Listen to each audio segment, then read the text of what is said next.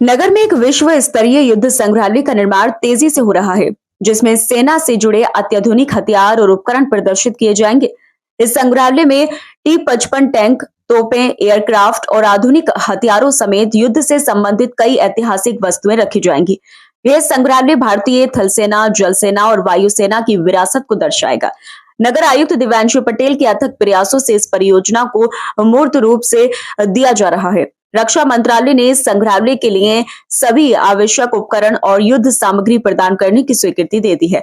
सोमवार को नगर निगम की एक टीम T-55 टैंक लेने के लिए रवाना होगी, जो संग्रहालय की प्रमुख आकर्षण वस्तुओं में से एक होगा। नगर आयुक्त दिव्यांशु पटेल ने बताया कि यह संग्रहालय अप्रैल तक बनकर तैयार हो जाएगा। यह न केवल युद्ध इतिहास को संरक्षित करेगा, बल्कि नई पीढ़ी को भारतीय सेना के पराक्रम और बलिदान से भी अवगत कराएगा।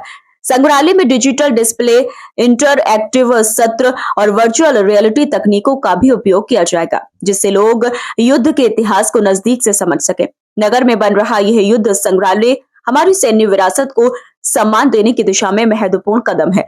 इससे युवाओं में देशभक्ति की भावना जागृत होगी। माननीय महापौर, माननीय मंडलायुक्त महोदय के निर्देशन में जनपद मुरादाबाद में एक बहुत ही उच्च स्तरीय युद्ध संग्रहालय की संकल्पना की गई थी। इसी संबंध में करीब 5 से 6 महीने पूर्व टेंडर निकालकर इसका जो कार्यादेश है ये संबंधित एजेंसी को दिया गया था।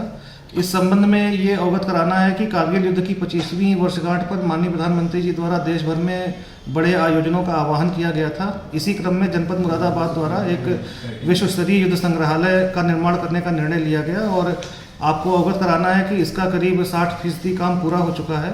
इसी क्रम में माननीय रक्षा मंत्री कार्यालय से सेना के तीनों अंगों, थल सेना, जल सेना और वायु सेना के जो भी ऐसे उपकरण जो विभिन्न संग्रहालयों में उपहार स्वरूप या प्रदर्शित करने के लिए दिए जाते रहे हैं, उनकी एक डिमांड की गई थी, एक रिक्वेस्ट की गई थी।